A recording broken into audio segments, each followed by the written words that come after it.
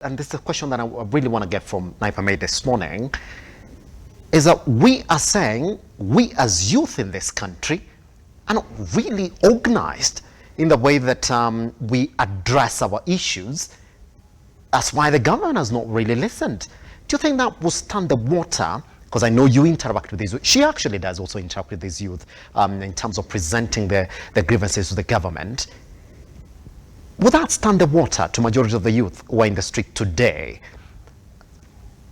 Simba, you talked something about the finance bill. Yes. Allow me to touch a bit on petroleum levy. I'll tell you, Simba, a government that works for the people doesn't bullfeed policies to them.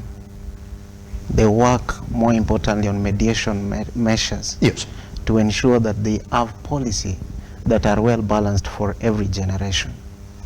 So once you attach the fuel, you affect everything in the market space. One big mistake that the government is doing is trying to bullfeed policies to the people, if I may use that word. Yes. Bullfeeding in the essence that we have a government, or rather system, where yes, the president shows willingness to listen, but those who surround the president want to take everything upon themselves. We have a system where the legislation process has been compromised to serve specific interest, yes, or specific individuals. Those are the problems we are fighting as youths in this country. The reason why people are at war with the current regime is just one. Best one, it's on the timeline promises that they gave to the people.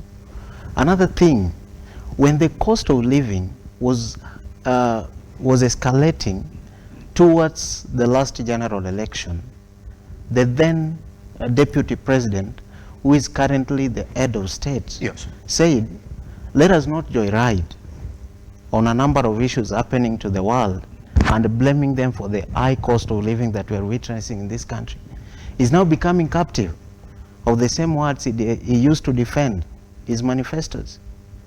So youths reflecting what happened back, then they have a reason to be annoyed with the current regime. Yes. Yeah, we understand by then he was fighting to maintain his relevance. Yes. So we cannot subject youth's aggressiveness to kind of some laziness kind, yes, or rather uninformed. Because one, we must agree, we have quite a number of graduates who are not employed. And as my good sister is saying, majority of them are considered to be so idle.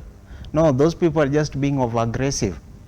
That's why they're giving government too much pressures. Yes. And now with the support from the opposition, they're finding platform to hire their grievances. However, in that process, hooligans are also taking advantage, yes, of such a situation. But every time hooligans take advantage of the situation, the blame normally goes to the side that is calling out for the demonstration, saying that, well, you are using this youth to push for your agenda. That's normal. And in the African culture, yes, if you look at the African culture, the only way that the opposition understands to communicate with the government is through demos.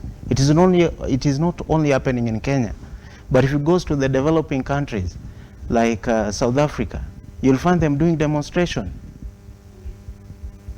Whose failure is it this morning, Naipame, that we are blaming youth for getting used in these demos? Whose failure is it? If there's a side is saying, well, those are Kenyans who are expressing themselves in the way they deem fit. And the government is saying, well, you're using these unemployed youth here to come in and vandalize properties and kill the lives of their fellow Kenyans. Who is to blame if indeed the other side sees a mistake in the approach? For me, I always say